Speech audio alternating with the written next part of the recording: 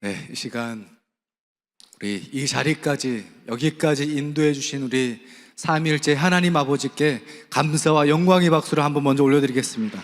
할렐루야.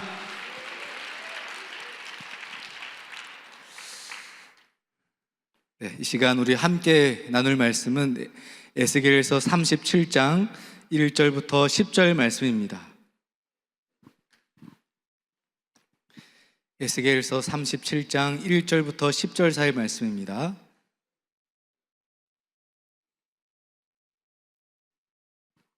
자, 제가 한 절, 여러분들 한 절 교독하시고 마지막 10절은 합독하겠습니다.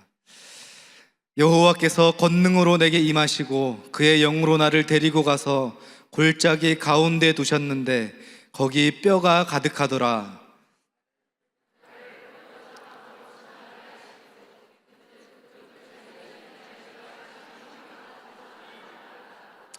그가 내게 이르시되 인자야 이 뼈들이 능히 살 수 있겠느냐 하시기로 내가 대답하되 주 여호와여 주께서 아시나이다.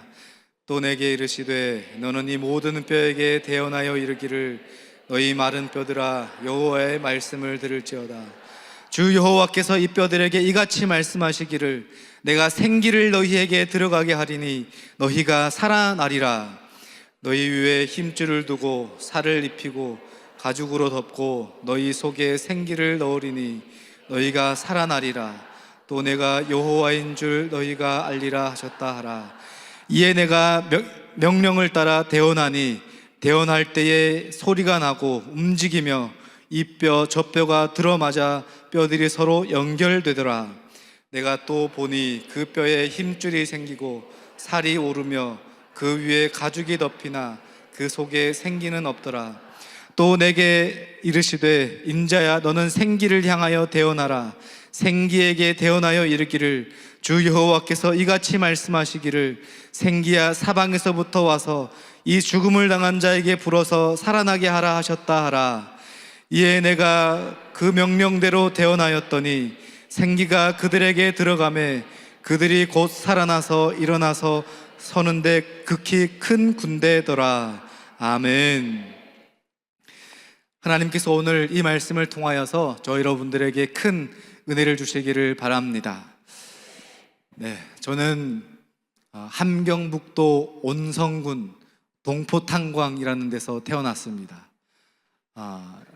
처음 이제 1998년도에 탈북을 해서 중국에서 한 4년, 5년 있는 동안에 2번 강제 북송 당하고 마지막 2003년도에 탈북해서 그해 여름에 대한민국으로 입국하게 되었습니다. 북한에서 14년 살았고요. 지금 대한민국에서 23년째 살고 있습니다. 네. 제가 한 가지 퀴즈를 하나 낼까요? 만약에 남북한이 함께 축구를 하면 저는 어느 나라를 응원할까요? 네. 북한 응원할까요? 남한 응원할까요? 처음에 왔을 때는 저는 남한을 응원했어요. 왜냐하면 그 북한이 너무 싫은 거예요. 북한 국기만 봐도 싫고 북한 선수만 봐도 너무 싫은 거예요. 그래서 남한을 응원했어요. 그런데 한 몇 년 지나고 나니까 그 북한 선수들 보는데 왠지 모르게 마음이 짠하더라고요. 좀 불쌍하기도 하고 체격도 보면 왜소하고 유니폼도 보면 남한 선수들을 비해서 때도 좀 짜글짜글한 것 같기도 하고 그리고 이제 먹지 못해서 맨날 넘어지고 하니까 이제 그 북한 선수들에게 마음이 좀 쏠렸어요. 그래서 한동안은 또 북한을 응원하게 됐어요. 그리고 또 한 10년, 20년 정도 지나니까 지금은 그냥 남북한 선수들이 한 운동장 안에서 서로 축구하고 서로 넘어지면 가서 일으켜주고 또 다독여주고 그냥 그 축구를 하는 것 자체가 저에게는 감동이고 감격이고 너무나 즐거운 시간입니다. 자, 그것을 보면서 이 남북한을 바라보시는 하나님 아버지의 마음이 이렇지 않을까라는 생각이 들었어요. 하나님은 북한의 편도 아니고 남한 편도 아니고 하나님은 이 나라 이 민족을 이렇게 자녀처럼, 형제를 바라보는 것처럼 바라보시지 않을까라는 짐작을 하게 되었어요. 저의 정체성을 한마디로 표현한다면 저는 경계인인 것 같아요. 저는 북한 사람도 아니고 남한 사람도 아니고 저는 그 남북한 사이에 껴있는 경계인 같아요. 그러다 보니까 어느 한쪽에 속해 있으면 보이지 않고 들리지 않고 느껴지지 않는 그것들이 보이고 들리고 느껴지는 것들이 있습니다. 하나님께서 특별히 저를 그렇게 경계인의 자리에 심어두신 것 같아요. 처음에는 그게 너무 괴로웠거든요.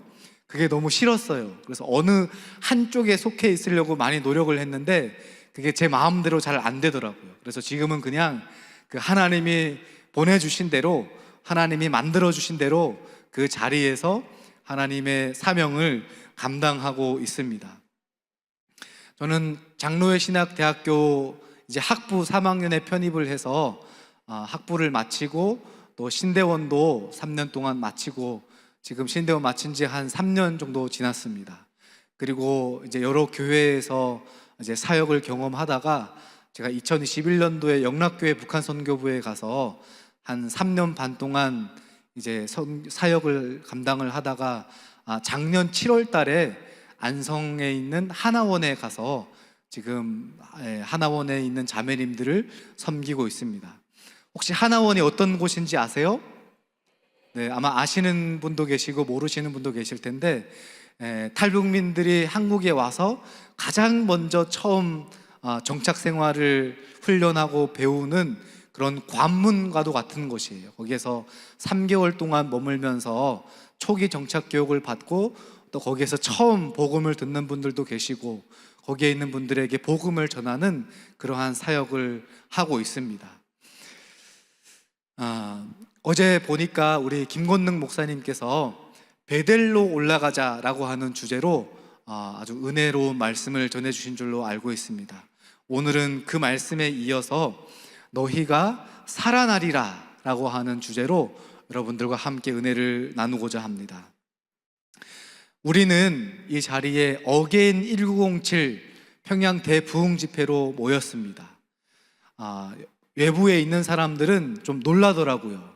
어떻게 그 긴 시간 동안 숙박하면서 이렇게 집회를 할 수 있느냐, 그게 요즘 시대에도 가능하냐 라고 하는 그러한 의구심을 나타내는 사람들을 보았습니다. 저는 알고 있습니다. 여기에 계신 분들이 다들 할 일이 없어서 여기 모이신 것이 아니고 다들 각자 바쁜 일정이 있으시고 또 바쁘실 텐데 이 자리까지, 여기까지 모이신 그 이유가 있다고 생각합니다. 그것은 그 어떤 것이 아닌, 그 어떤 다른 것이 아니라 바로 하나님의 부흥을 사모하기 때문인 줄로 믿습니다. 하나님을 만나기 위해서 이 자리로 나오신 줄로 믿습니다. 그 살아계신 하나님의 말씀을 듣고 다시 한번 삶의 부흥과 또 가정의 부흥과 또 우리 나라와 민족을 위해서 기도하러 모이신 줄로 믿습니다. 이 기간 동안에 그 기도의 간절한 기도의 소망이, 그 마음의 소원이 이루어지기를 간절히 소망합니다. 하나님을 인격적으로 만나고 우리 심령의 부흥과 또 가정의 부흥과 일터의 부흥과 우리가 살아가는 모든 세상 가운데서 이 나라와 민족의 부흥까지도 일어나는 그 시간이 되는 줄로 믿습니다. 그러나 우리가 아무리 간절하고 절박하고 또 절실하다고 해서 우리가 인위적인 방법으로 부흥을 만들어낼 수는 없습니다. 하나님의 부흥은 사람이 만들어내는 것이 아닙니다. 사람이 부흥을 일으키는 것도 아닙니다. 기도가 없이는 부흥이 일어나지 않는 것이 사실이지만 간절한 기도가 부흥을 자동으로 만들어내는 것이 아닙니다. 그럼에도 불구하고 신구약 성경을 보면 곳곳마다 부흥의 역사가 일어난 것을 기록한 줄로 알고 있습니다. 사람들이 한자리에 모여서 하나님의 말씀을 듣고 통회하고 자복하고 예배할 때에 하나님은 그 자리 가운데, 그 모인 사람들의 심령 가운데 하나님은 부흥의 역사를 일으켜 주신 줄로 믿습니다. 이 기간에 하나님의 부흥이 저와 여러분들 가운데, 이 공간 가운데, 우리나라와 이 민족 가운데 충만하게 임하는 그러한 기적의 시간이 되기를 바랍니다. 사무엘상 7장 이하에 보면 이스라엘 백성들이 하나님의 부흥을 사모해서 미스바 광장에 모였습니다. 그리고 통회하고 자복하면서, 회개하면서 하나님께 부르짖어 기도했습니다. 그렇게 기도할 때에 주변에 있는 블레셋 이방 민족들이 이스라엘을 쳐들어 공격해 왔습니다. 그럴 때 이스라엘 백성들은 하나님께 온전한 예배를 드리면서 부르짖어 기도했습니다. 하나님, 우리는 저 대적들을 감당해낼 힘도 없고 능력도 없습니다. 하나님, 우리를 구원하여 주시옵소서. 우리에게 저 대적으로부터 보호해 주시고 우리를 살려 주시옵소서 하고 하나님께 간절히 부르짖어 기도했습니다. 그럴 때 하나님은 그들의 기도를 들으시고 하늘에서부터 천둥을 일으켜서 그 대적들을 한순간에 혼비백산에서 다 떠나가게 하는 그러한 역사를 일으켜 주셨습니다.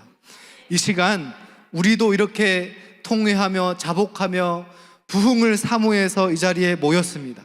분명히 이 자리 가운데는 악한 사탄 마귀들의 역사가 있을 것입니다. 어떻게 해서든지 하나님을 만나지 못하도록 방해하고 은혜를 받지 못하도록 방해하고 온갖 수단과 방법을 들어서 하나님의 그 은혜를, 하나님의 부흥을 방해하는 세력들이 분명히 있을 것입니다. 그러나 우리는 믿습니다. 우리가 기도하고 예배할 때에 우리는 승리하게 될 줄로 믿습니다. 미스바에 모여서 하나님께 기도했던 것처럼 이스라엘 백성들이 온전한 예배를 드릴 때에 그 악한 대적들이 다 물러가고 승리하게 되었던 것처럼 우리가 이 자리에 모여 기도할 때에, 예배 드릴 때에 하나님께서 우리에게 승리케 해주셔서 우리가 온전히 하나님의 은혜를 체험하고 하나님을 만날 수 있는 그러한 기적의 역사가 이루어질 줄로 믿습니다. 또 열왕기상 8장 이하에 보면 솔로몬 왕이 성전 봉헌식을 하는 그러한 말씀이 기록되어 있습니다. 하나님의 이 거룩한 언약궤를 다윗성으로부터 옮겨서 하나님의 성소, 지성소로 옮기고 나서 온 백성들이 모여서 하나님께 기도를 드렸습니다.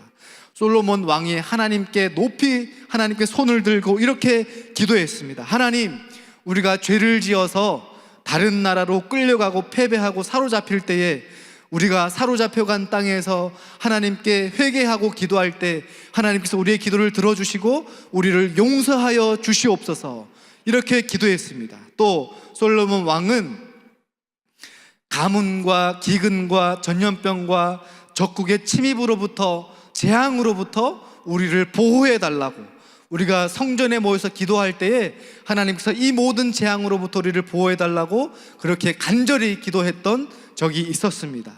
또 백성들은 그렇게 모여서 하나님께 기도하고 또 부흥을 사모해서 모여서 예배 드릴 때에 그 모든 일정을 마치고 돌아갈 때 성경에 보면 그들이 성령으로 충만하여져서 하나님이 베풀어 주시는 그 모든 은혜로 말미암아 기뻐하고 즐거워하며 이제 내려갔다고 그렇게 기록하고 있습니다. 간절히 바라기는 저 여러분들도 이 자리에서 이 집회가 끝날 때에 성령으로 충만하여져서 하나님이 주시는 그 기쁨과 감사와 은혜를 가지고 다들 귀가하는 그러한 은혜의 시간이 되시기를 바랍니다. 또 느헤미야 8장 9장 이하에 보면 포로에서 귀환한 이스라엘 백성들이 수문 앞 광장에 모여서 새벽부터 밤 늦게까지 예배드리고 부흥 집회를 했던 적이 있었습니다. 에스라 제사장의 강해 설교를 들으면서 백성들은 그 말씀을 깨닫고 또 통회하며 자복하면서 하나님께 기도했습니다. 그럴 때 하나님께서 그들에게 은혜를 주시고 또 지나간 그 은혜와 감사를 회복하게 해주셔서 이스라엘 백성들이 통회하고 자복하며 금식하면서 기도할 때에 하나님께서 그들의 가운데 충만한 부흥의 역사를 일으켜 주신 것도 우리가 알 수 있습니다. 사도행전 1장부터 2장 3장에 보면 하나님 예수님이 부활 승천하시고 제자들이 한 자리에 모여서 예배드리고 기도했습니다. 그럴 때 갑자기 하늘 문이 열리면서 바람 같은 성령이 그들 가운데 임했습니다. 또 불의 혀처럼 갈라지는 것들이 그들의 머리 위에 하나씩 다 임하게 되었습니다. 그 다음에 사람들이 성령으로 충만해져서 길거리에 나가서 예수님이 하나님의 아들이시라고 예수님을 나가서 복음을 전하는 그러한 사역을 하게 되었습니다. 그럴 때 베드로가 광장에서 복음을 전할 때에 단 하루 만에, 그 1시간 만에 3,000명이 회개하고 돌아오는 그러한 구원의 역사가 일어나게 되었습니다.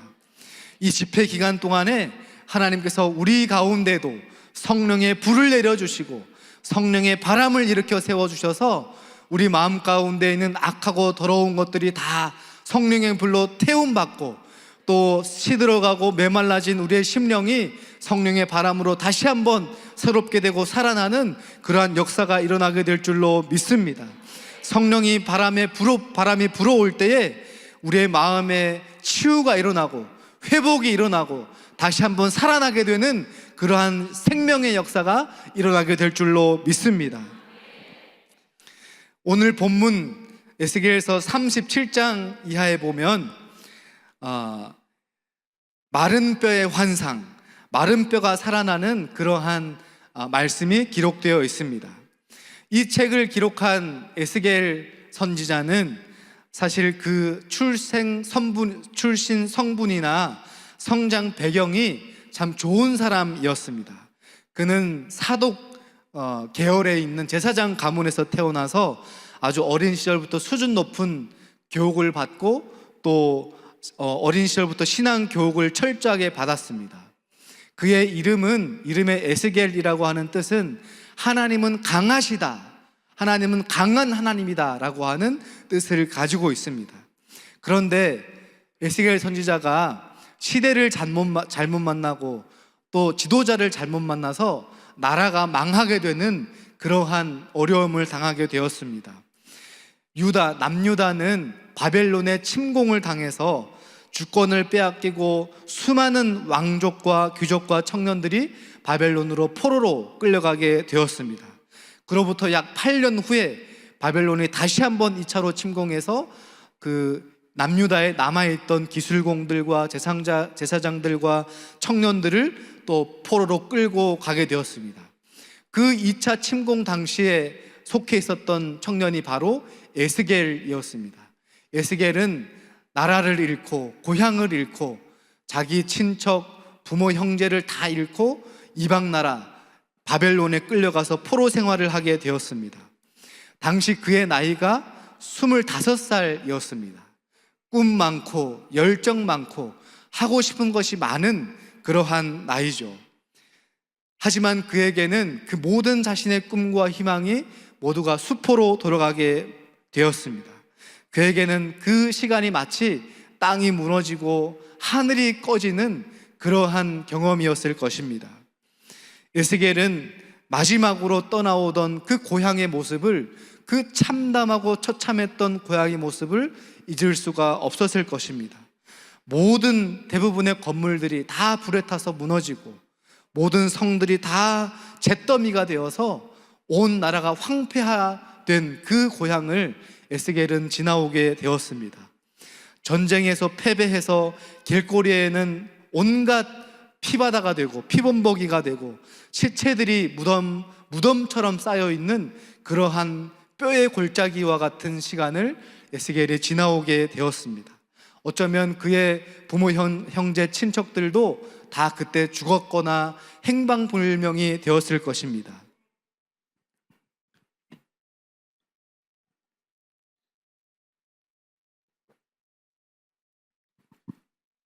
에스겔은 그 광경을 보면서 어떤 생각을 했을까요? 여러분들 같으면 그러한 상황을 만나면 어떤 마음이 들 것 같으세요? 자기 이름에 대한 회의감이 들지 않겠어요?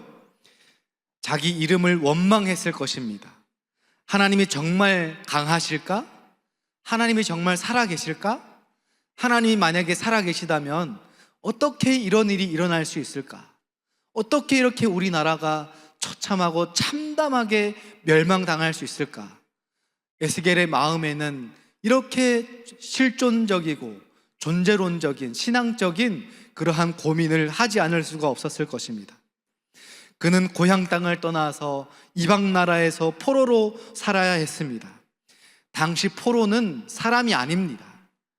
온갖 무시와 차별과 천대와 그런 멸시를 받으면서 바벨론에서 짐승보다 못한 삶을 살게 되었을 것입니다.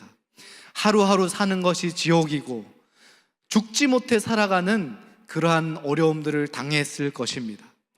날마다 악몽에 시달리고 가족에 대한 그리움, 고향에 대한 그리움, 자기 혼자 살아남았다고 하는 그러한 죄책감으로 날마다 밤을 지새거나 베개를 눈물로 적셨을 것입니다.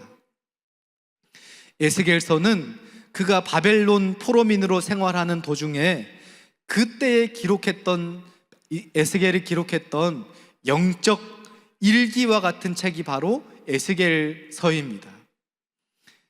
이 시간 에스겔 1장 1절부터 3절의 말씀을 우리 함께 찾아서 읽겠습니다. 성경이 있으신 분들은 에스겔서 1장 1절부터 3절의 말씀을 한번 찾아서 함께 읽겠습니다. 에스겔서 1장 1절부터 3절의 말씀입니다. 우리 한 목소리로 읽겠습니다. 시작. 30째 해 넷째 달 초 닷새에 내가 그발강가 사로잡힌 자 중에 있을 때에 하늘이 열리며 하나님의 모습이 내게 보이니 여호야긴 왕이 사로잡힌 지 5년 그 달 초 닷새라. 갈대아 땅 그발강가에서 여호와의 말씀이 부시의 아들 제사장 나 에스겔에게 특별히 임하고 여호와의 권능이 내 위에 있으니라. 아멘. 이 말씀은 에스겔이 바벨론에서 포로 생활하던 중에 선지자로 부름받았던 그 상황을 기록한 말씀입니다. 당시 에스겔의 나이는 30살이었습니다. 그러니까 포로로 생활한 지 약 5년이 지난 그런 시점이었습니다. 만약 그가 예루살렘에 있었다면 공식적으로 제사장의 역할을 감당해야 했던 그런 나이가 바로 30살이었습니다. 하지만 그는 지금 사로잡힌 자 중에 있습니다. 포로로 생활하고 있습니다. 살아온 배경도 다르고 문화도 다르고 정서도 다르고 모든 것이 낯설고 모든 것이 어색하고 부족한 그러한 이방나라 바벨론에서 생활하고 있습니다. 난 이제 너무 늦었어. 내 인생은 이제 망했어. 난 여기서 이제 할 수 있는 것이 아무것도 없어. 이렇게 생각하고 마음이 낮아져 있던 그 좌절되고 절망된 그 자리 가운데로 하나님이 찾아오셨습니다. 하나님이 에스겔을 만나주셨습니다. 그리고 하나님이 에스겔에게 특별히 말씀하시면서 오늘 말씀에서 보면 특별히 하나님의 말씀이 임했다고 기록하고 있습니다. 하나님의 권세와 능력이 그를 사로잡았다고 기록하고 있습니다. 혹시 우리 중에도 나는 너무 늦었어. 나는 이제 망했어.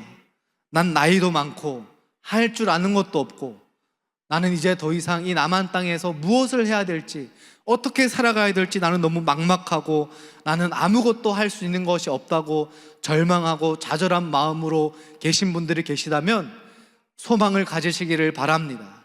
하나님은 그렇게 가난하고 애통한 자들 가운데 찾아오시는 그런 은혜의 하나님이시고 사랑의 하나님이신 줄로 믿습니다. 하나님은 높은 자들을 찾아가지 않으십니다. 하나님은 가장 가난하고 가장 처참하고 가장 좌절되고 절망된 그 자리 가운데 가장 낮은 자리로 하나님이 찾아오셔서 우리에게 은혜를 주시고 세워주시고 살려주시는 그 하나님이신 줄로 믿습니다. 하나님은 살아계십니다. 하나님은 지금도 역사하십니다. 하나님은 이 시간 저와 여러분들 가운데도 권능으로 임하시고 특별히 우리를 만나주시는 줄로 믿습니다. 하늘이 열리는 경험을 하시게 되실 줄로 믿습니다. 우리의 삶에 전후 좌우가 다 막히고 닫혀도 하늘 문이 열리면 괜찮습니다. 사면초가와 같은 그러한 도간의 등주의와 같은 그러한 상황에 있을지라도 하늘이 열리면 괜찮습니다. 이사야 선지자는 하나님을 이렇게 고백했습니다. 하나님 앞에서는 열방이 한 통의 물이요 한 방울의 물이라고 이야기했습니다. 온 땅은 티끌 같고, 그리고 섬들은 떠오르는 먼지 같다고 이야기하셨습니다. 창조주 하나님이 우리를 만나주시면 그 앞에 서면 더 이상 우리의 문제가 되지 않는 것이 신앙의 신비이고 그것이 능력인 줄로 믿습니다. 태산같이 무거운 절망도, 바다같이 깊은 한숨도 하나님 앞에 서면 모든 것이 평평해질 줄로 믿습니다. 홍해 바다도 마른 길로 걸어가게 하시는 분이 바로 하나님이십니다. 광야에 길을 내시고 사막에 물을 내시는 분이 바로 하나님이십니다.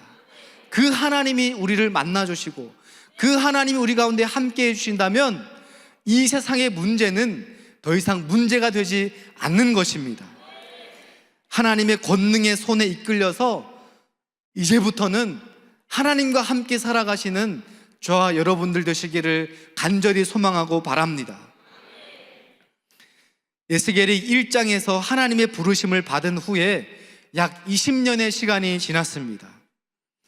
그동안 그는 바벨론에서 자신처럼 포로 생활을 하는 동포들, 자기 동족들을 찾아가서 열심히 섬기고 봉사하고 하나님의 말씀을 전하는 사역을 감당했습니다. 그 과정에서 에스겔은 여러 환상을 보았습니다. 환상은 영광스러웠지만 사명은 고통스러웠습니다. 하고 싶은 말도 못하고 또 억울한 일도 많았을 것입니다. 사람들에게 수치도 당하고 조롱도 당하는 일들이 많았을 것입니다. 서러운 일도 많았고 억울한 일도 많았고 남들에게 다 털어놓을 수 없는 그러한 어려움도 많이 있었을 것입니다. 사역을 감당할수록 상황은 더 악화되고 더 침체되고 정체되는 그러한 환경을 경험하게 되었을 것입니다. 그 과정 속에서 예루살렘은 멸망했다고 하는 소식을 듣고 또 남아있던 예루살렘 성도 다 파멸되었다고 하는 소식을 듣게 되었습니다. 그래도 그 어려운 시기, 그 힘든 시기를 함께 견뎌왔던 자신의 아내마저도 시름시름 앓다가 세상을 떠나게 되었습니다. 하지만 그는 아내를 잃은 그 슬픔과 그 고통을 애도할 수 있는 시간적 여유도 없고 마음도 얻지 못하고 또 다시 나가서 사역을 감당해야 했습니다. 그는 계속해서 어둡고 절망적이고 심판의 메시지를 선포할 수밖에 없었습니다. 그러던 어느 날 하나님께서 에스겔에게 환상으로 찾아오셨습니다. 이 시간 우리 오늘 함께 처음 읽었던 에스겔서 37장 1절 2절의 말씀을 우리 한번 찾아서 다시 한번 읽겠습니다. 37장 1절 2절 말씀입니다. 자, 우리 함께 읽겠습니다. 시작. 여호와께서 권능으로 내게 임재하시고 그의 영으로 나를 데리고 가서 골짜기 가운데 두셨는데 거기 뼈가 가득하더라. 나를 그 뼈 사방으로 지나가게 하시기로 본즉 그 골짜기 지면에 뼈가 심이 많고 아주 말랐더라. 아멘. 환상 중에 에스겔이 하나님의 손에 이끌려서 어디론가 갔습니다.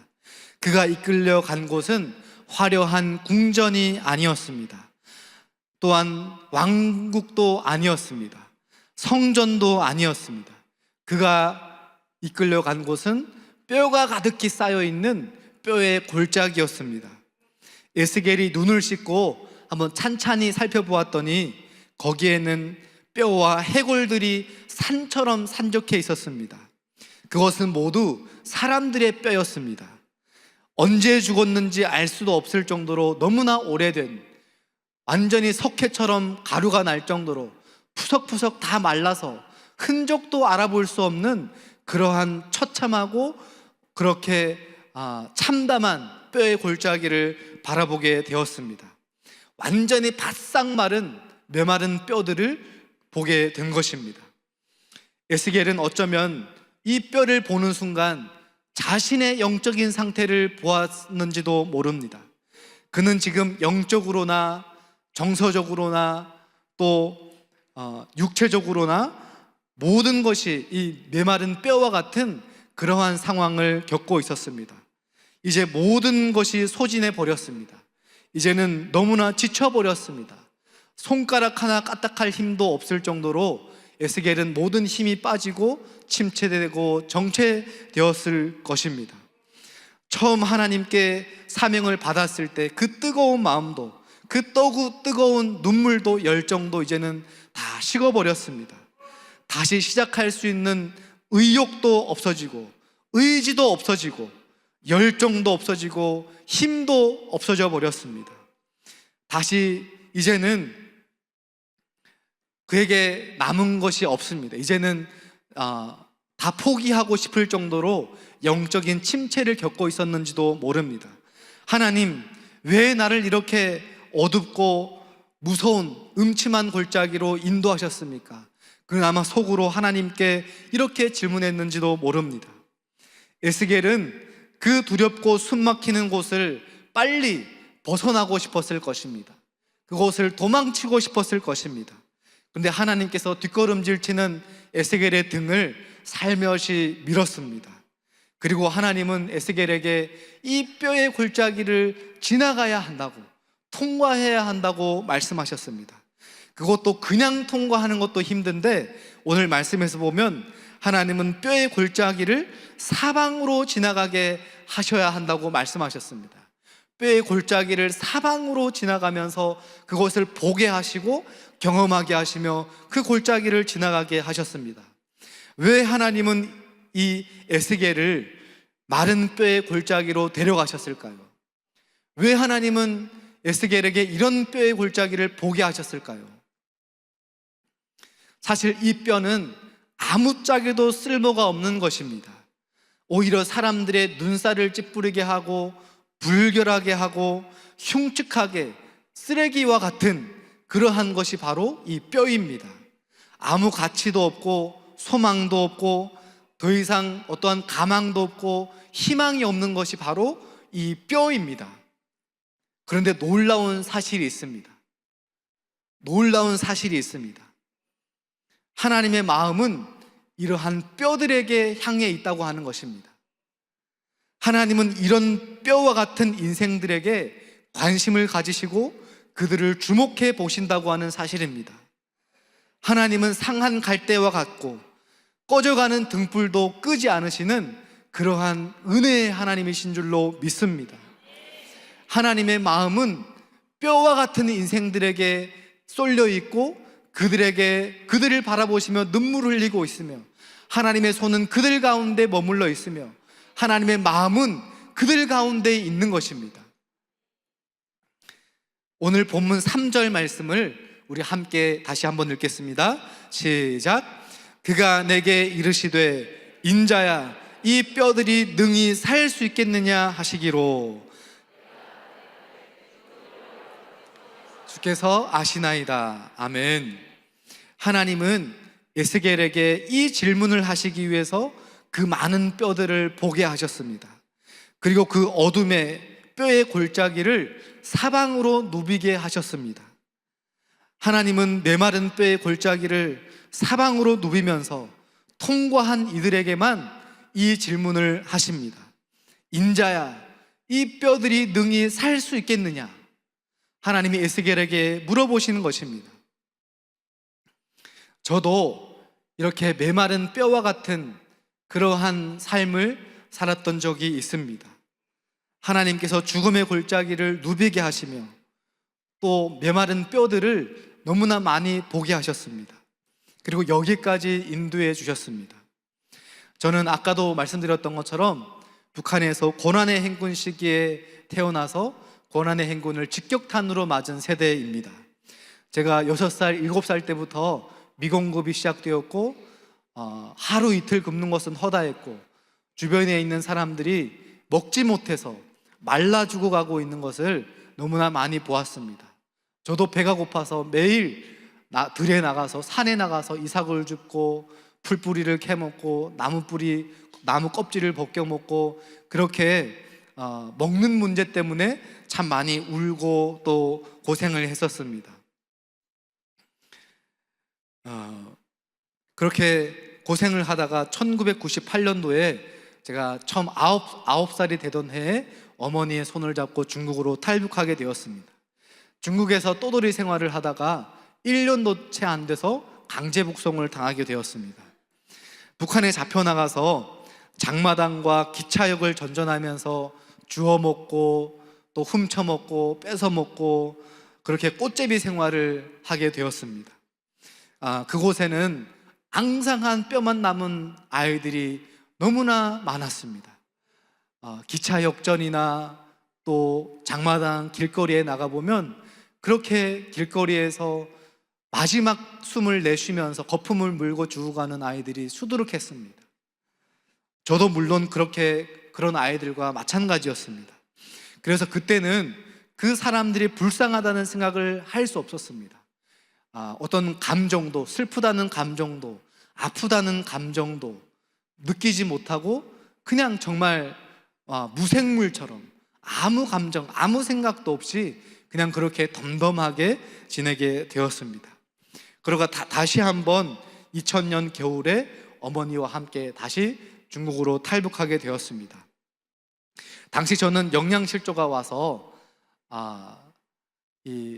그냥 뼈에다가 가죽 하나 덮어놓은 것처럼 앙상한 뼈만 남게 되었습니다. 거기에다가 옴도 걸리고 또 북한으로 탈출하는 과정에서 동상까지 걸려가지고 숨만 간당간당 붙어있는 그러한 위험한 상황에 있었습니다. 그러다가 저희 아버지를 통해서 우연하게 최강 선교사님을 만나게 되었습니다. 그래서 서안 지역에 가서 최강 선교사님의 자녀분들과 최강 선교사님이 총 4명의 자녀가 있거든요. 당시 5살, 9살, 열 몇 살 되는 그 자녀들과 함께 집에서 한 1년 정도 생활을 하게 되었습니다. 그때 제 몸에는 이 영양실조에다가 또 이 몸에 옴이라고 하는 피부병이 와가지고 그냥 여기저기 다 진물 나고 피고름 나고 이 옴이 굉장히 지독한 병이거든요. 그래서 누가 그것을 만지거나 그 세균이 옮아가면 그 만진 사람도 옮아요. 그래서 제가 북한에 있을 때는 그 누구도 제 곁으로 오려고 하지 않았어요. 그래서 늘 밤에 잘 때도 저는 예전에 우리 코로나 시기에 이 사회적 거리를 두고 지냈던 것처럼 저는 늘 사람들과의 관계에서 거리를 두고 지내야만 했습니다. 그 사람들의 차가운 시선, 따돌림, 그 외로움, 고독함, 어린 나이였지만 저에게는 견디기 너무 어려운 시간들이었어요. 그런 저였는데 우리 최강 선교사님의 가정에서 함께 지내면서 지금은 소천하셨지만 당시 최강 선교사님의 어머님 되시는 권사님이 계셨습니다. 그 할머니 권사님께서 어느 날 저를 부르시더니 다 옷을 벗으래요. 그래서 옷을 벗고 앉았어요. 근데 지금도 생각나는데 그 권사님 할머니의 손이 아주 퉁퉁하고 아주 따뜻했어요. 그 퉁퉁한 손에다가 연고를 듬뿍 짜가지고 막 이렇게 열이 날 정도로 비벼가지고 제 온 몸 구석구석을 다 약으로 발라주셨어요. 제가 할머니께 할머니 이러면 옮을 수 있어요. 할머니도 이 옴에 걸리면 얼마나 고통스러운데요 하면서 만지지 말라고 했어요. 그런데 할머니는 그래도 괜찮다면서 자기 손으로 제 진물 피고름 나는 저의 몸을 어루만져 주셨어요. 그때 그 따뜻한 손길, 그 따뜻한 사랑, 그것을 처음 제가 경험하게 되었어요. 긍정적인 수용 경험을 그때 처음으로 하게 되었어요. 그러면서 그때 그 권사님께서 저에게 딱 한마디 하셨어요. 하나님이 너를 사랑하신다고. 하나님이 너를 너무 많이 사랑하신다고. 그렇게 권사님이 말씀해 주셨어요. 저는 태어나서 처음으로 그때 사랑이라는 단어를 들어보게 됐어요. 사랑이 뭔지도 모르고 사랑 어떤 건지 몰랐지만 그 할머니의 그 말씀을 통해서 사랑이라는 게 이런 거구나 라고 하는 것을 마음으로 몸으로 알게 되었어요. 그러면서 제 마음에 얼어붙었던 제 마음이 녹여지고 또 상처와 아픔들이 회복되고 치유되는 그러한 시간을 보내게 되었어요. 아마도 그때 하나님께서 제 마음 가운데 나도 언젠가는 이렇게 하나님의 사랑을 전하는 사람이 되고 싶다라고 하는 그러한 감동이 제 마음 가운데 있었던 것 같습니다. 그 서안에서는 한 10개의 사역장이 있었습니다. 각 가정 아파트를 10채를 빌려가지고 거기에서 한 7명, 10명 이렇게 남자 형제들이 숙식을 하면서 성경 통독하고 또 기도 훈련하면서 북한 출신 선교사로 양성하는 그러한 훈련을 하게 되었습니다. 저는 너무 어려서 그 어른들 사역장에 가지는 못하고 선교사님 가정에서 함께 지내게 되었죠. 그러던 어느 날 정말 믿기 어려운 저의 상식으로는 이해할 수 없는 일이 일어났습니다. 제 눈앞에서 아버지가 북송당하는 모습을 보게 되었습니다. 아버지를 비롯해서 아버지와 함께 사역하시고 훈련받으시던 약 70여 명의 형제들이 중국 공안들에게 붙잡혀서 수갑이 채워진 채로 양쪽에 있는 중국 공안들이 팔짱을 끼고 일렬로 걸어가고 있었습니다. 저는 그 모습을 보면서 하나님을 원망하고 하나님을 다시는 믿지 않기로, 하나님 세상에 없다고, 하나님이 있다면 이렇게 무책임하고 무능력하고 무기력할 수가 있는가, 자기 사람 하나 책임져 주지 못하고 자기 종 하나 책임져 주지 못하는 그 하나님에 대해서 저는 너무나 상처와 배신감을 안고 하나님을 떠났던 적이 있었습니다. 결국 저희 아버님은 그때 북송을 당하시고 북한 보위부로 끌려 나가셨습니다. 온성군 보위부에서 약 30-40명의 북한 형제들이 무릎을 꿇고 마당에 앉아 있었습니다. 그럴 때 한 보위부 간부가 군인이 앞에 나와서 딱 한마디 했습니다. 여기에서 하나님 믿는 사람 일어서라. 그 자리에서 일어나지 않으면 사는 것이고 일어나면 죽는 것입니다. 그럴 때 저희 아버지가 먼저 일어섰습니다. 그리고 그 자리에 있었던 몇몇 선생님들이 더 일어나셨고, 그 자리에 일어나셨던 분들은 정치범 수용소로 끌려가셨습니다. 그때가 2001년도였고 나중에 알게 된 것은 2002년도에 저희 아버지는 정치범 수용소에서 돌아가셨다는 소식을 듣게 되었습니다.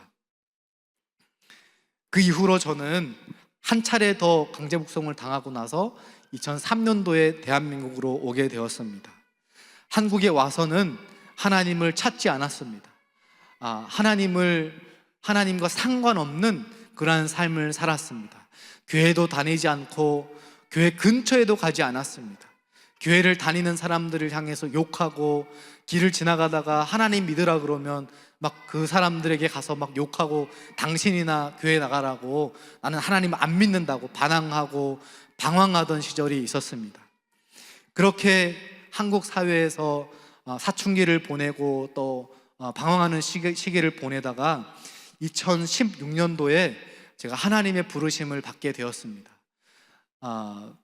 당시 제가 이제 푸드트럭을 했었거든요. 제가 보니까 이 자리에 우리 그때 같이 이제 일하던 우리 형제분도 계시고 하는데, 당시 꽤 돈도 잘 벌었어요. 그런데 자꾸 하나님 생각이 나는 거예요. 그래서 주방에서 뭐 요리를 할 때나, 제가 호텔 조리학과를 나왔거든요. 그래서 그 주방에서도 일하고 또 그 일하는 일터에서 계속 찬양이 나오고, 그 어린 시절에 암송했던 그 성경 말씀이 외워지고, 복 있는 사람은 악인의 길을 따르지 아니하며 죄인들의 길에 서지 아니하며, 이 어린 시절 암송했던 그 말씀이 계속해서 세상 생활을 하고 하나님을 떠나려고 하는데도 그런 말씀이 계속 떠오르고 찬양이 나오고 하는 거예요. 그러더니 결국 하나님께서 2016년도에 저를 꿈속으로 하나님이 찾아오셔서 정말 말로 형언할 수 없는 그러한 은혜를 주시고, 또 천국에 계시는 아버지를 만나게 해주시고, 그동안 제가 하나님께 쌓아 있었던 그 배신감과 상처와 아픔들을 하나님께서 다 회복시켜 주셔서 이 신학교로 하나님께서 인도해 주셨습니다. 그리고 이제 지금 1907 교회에 있는 김성근 목사님, 김북한 목사님으로 알려져 있는 그 목사님을 만나서 눈을 떠서부터 밤에 잘 때까지 성경 공부를 계속하면서 그렇게 훈련을 받았습니다. 하나님의 말씀을 듣고 또 배우면서 하늘이 열리고 살아계신 하나님을 인격적으로 만나는 그러한 경험을 하게 되었습니다. 하나님을 만났더니, 하나님의 말씀을 보았더니 그 하나님 안에서 저의 삶이 재해석되는 경험을 하게 되었습니다. 어떤 상황이나 환경은 전혀 달라진 것이 없는데 저의 고난의 의미가 새롭게 보이고 새롭게 해석이 되고 재적용이 되는 거예요. 참으로 놀라운 경험이었어요. 마치 우리가 어묵을 먹을 어묵 꼬치가 있잖아요. 어묵을 꼬치로 이렇게 꿰는 것처럼 저의 삶이 하나님이라고 하는 그 한 맥으로 태어나서부터 지금까지 그 저의 삶이 하나님이라고 하는 그 맥으로 관통이 되고 연결이 되고 이어지는 거예요. 그러면서 하나님을 찬양하고 하나님을 경배하고 이제는 하나님을 위해 살아야 되겠다. 이제는 하나님께 모든 나의 인생을 걸고 하나님의 일을 해야 되겠다. 하나님께 영광 돌리는 삶을 살아야 되겠다 라고 다짐하고 2017년도에 신학교로 가서 졸업하고 지금까지 오게 되었습니다. 하나님께서 에스겔에게 하셨던 질문을 저에게도 하시는 것 같았습니다. 인자야, 이 뼈들이 능히 살 수 있겠느냐? 메마른 뼈처럼 다 부서지고 깨어지고 산산조각난 내 인생이 다시 회복될 수 있겠느냐? 지금도 죽음의 고통 속에 있는 저 북한 땅에 있는 동포들이 다시 살아날 수 있겠느냐? 이 분단된 한반도가 다시 복음으로 하나 될 수 있겠느냐? 하나님께서 저에게 이렇게 물어보시는 것 같았습니다. 지금 와서 생각해 보니 하나님이 일하시는 방법을 조금은 알 것 같습니다. 하나님은 우리를 생명 살리는 사람으로 쓰시기 위해서 죽음의 길로 인도하실 때도 있습니다.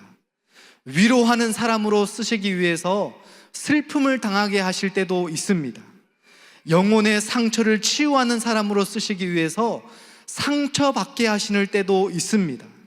나라와 민족을 회복하는 사람으로 쓰시기 위해서 분단된 고통의 아픔을 겪게 하시는 줄로 믿습니다. 하나님은 우리에게 맹목적인 고난을 주시는 분이 아닙니다. 우리가 당하는 고난에는 이유가 있습니다. 하나님은 우리의 고난을 1.1획도 낭비하시는 분이 아닙니다. 하나님은 그 고난을 사용하시고 그 고난을 통해서, 우리의 아픔을 통해서 또 다른 치유의 역사와 회복의 역사와 생명의 역사를 이루어 가시는 줄로 믿습니다. 인자야, 이 뼈들이 능히 살 수 있겠느냐 물으시는 이 하나님의 질문에 에스겔은 무엇이라고 대답했을까요? 우리 3절의 말씀을 다시 한번 큰 소리로 함께 읽겠습니다. 시작. 그가 내게 이르시되 인자야, 이 뼈들이 능히 살 수 있겠느냐 하시기로 내가 대답하되 주 여호와여, 주께서 아시나이다. 아멘. 이것은 사실은 말이 안 되는 질문입니다. 어떻게 다 말라 비틀어진 뼈가 다시 살아날 수 있겠습니까? 하나님이 이 뼈들의 상태를 잘 몰라서, 하나님이 현실 감각이 없어서 물어보시는 걸까요? 아닙니다. 이 뼈들은 이미 죽은 지 너무나 오래되었습니다. 이미 죽어버린 지 너무 오랜 상태라서 다시는 회복할 수 있는 희망이 없는, 가망이 없는 상태입니다. 모든 연결이 끊어지고 고립된 상태에 있습니다. 삶의 조각들이 어떠한 질서도 없고 우선순위도 없고 정신없이 다 흩어져 있는 그러한 뼈의 조각들, 뼈의 파편들인 것입니다. 아프다고 말할 수도 없고 힘들다고 말할 수도 없고 누군가에게 도와달라고 말할 수도 없는, 화를 낼 수도 없고 절규할 수도 없고 통탄할 수도 없는 그 상태가 바로 이 마른 뼈들인 것입니다. 뼈는 스스로 살아날 수 없는 존재입니다. 움직일 수 없는 존재들입니다. 혼자서는 아무것도 할 수 없는 존재들입니다. 노력할 힘도 없고 의지도 없고 의욕도 없고 무기력하고 무능력하고 무가치한 것이 바로 이 뼈인 것입니다. 근데 하나님께서 왜 에스겔에게 이 뼈들이 살 수 있겠느냐고 물어보셨을까요? 인자야, 이 뼈들이 능히 살 수 있겠느냐? 이렇게 물어보시는 이 대답에, 이 질문에 에스겔은 짧게 한 문장으로 대답합니다. 그것은 바로 주 여호와여, 주께서 아시나이다. 우리 한번 따라해 볼까요? 주 여호와여, 주께서 아시나이다. 주 여호와여, 주께서 아시나이다. 이 짧은 문장 속에는 연속 3번 등장하는 표현이 있습니다. 그것은 바로 하나님이라고 하는 표현입니다. 하나님, 주 여호와여, 주께서 아시나이다. 주 여호와여, 주께서 아시나이다. 이 말 속에는 에스겔의 신앙 고백이 담겨 있는 것입니다. 에스겔의 신앙 노하우가 담겨져 있는 것입니다. 에스겔의 영성이 담겨져 있는 것입니다. 하나님, 이 뼈들 자체로는 살아날 수 있는 가망이 전혀 없습니다. 그리고 저도 이 뼈들을 살려낼 수 있는 능력이 없습니다. 그러나 하나님, 하나님이 원하시면 가능하십니다. 하나님이 행하시면 가능하십니다. 에스겔은 그렇게 하나님께 신앙 고백하는 것입니다. 하나님, 이 뼈들을 살려주시옵소서. 하나님, 이 뼈들을 회복시켜 주시옵소서. 하나님, 이 뼈들에게 하나님의 능력을 부어주시옵소서. 하나님의 임재를 부어주시옵소서. 에스겔이 그렇게 하나님께 고백하고 하나님을 찬양하고 하나님을 경배하는 것입니다. 이 고백이 저와 여러분들의 신앙 고백이 되시기를 바랍니다. 이 에스겔의 고백이 저와 여러분들의 신앙이 되시기를 바랍니다. 우리는 할 수 없습니다. 우리에게는 능력이 없습니다. 그러나 하나님이 하십니다. 아무리 뼈와 같은, 메마른 뼈와 같은 삶의 자리 가운데 있을지라도 살아계신 하나님이, 주 여호와 그 하나님이 하시면 가능하신 줄로 믿습니다.